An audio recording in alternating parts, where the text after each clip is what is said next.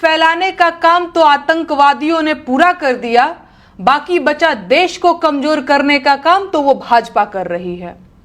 देश में पहले भी आतंकी हमले हुए थे, लेकिन उन हमलों में देश के नागरिक मारे जाते थे, देश के नागरिक घायल होते थे।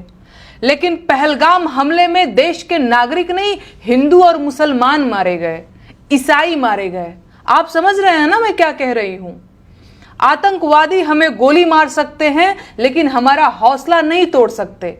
जब भी जरूरत पड़ी देश में सभी धर्मों के लोग कंधा से कंधा मिलाकर लड़े, फिर चाहे वो 1962 का भारत चीन युद्ध रहा हो या सन 1948, सन 1965, 1971 या 1999 का कारगिल का युद्ध रहा हो।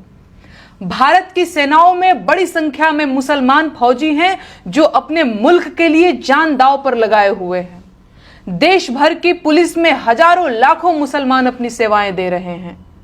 आप सोचकर बताइए, क्या भाजपा का हिंदू मुसलमान का एजेंडा देश को कमजोर नहीं कर रहा? यही तो आतंकवादी चाहते हैं।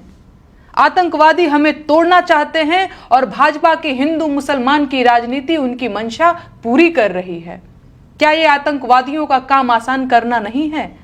और जो आतंकवादियों का काम आसान करे, क्या वो देश का दुश्मन नहीं है? आतंकवादी इस बात से कैसे अनजान हो सकते हैं कि इस वक्त हमारे देश में कैसी राजनीति चल रही है? दुनिया भर को पता है कि इस वक्त भारत में धर्म की राजनीति की जा रही है। आतंकवादियों ने इस जानकारी का थोड़ा सा उपयोग कर लिया और देश भर के न्यूज चैनल हिंदू मुसलमान का राग अलापने लगे कि धर्म पूछ कर मारा, धर्म पूछ कर मारा। भाजपा को भी मसाला मिल गया और देश भर में वही शुरू हो गया जो आतंकवादी चाहते थे।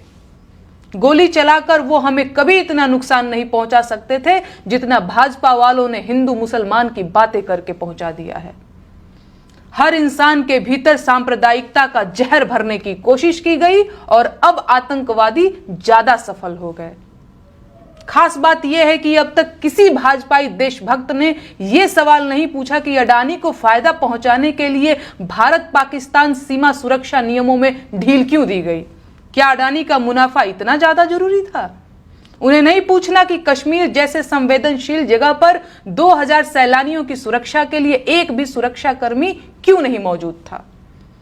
उन्हें मतलब नहीं कि आतंकवादी हमले के घंटों बाद तक भी एम्बुलेंस क्यों नहीं आई, राहत कार्य क्यों नहीं शुरू हुआ?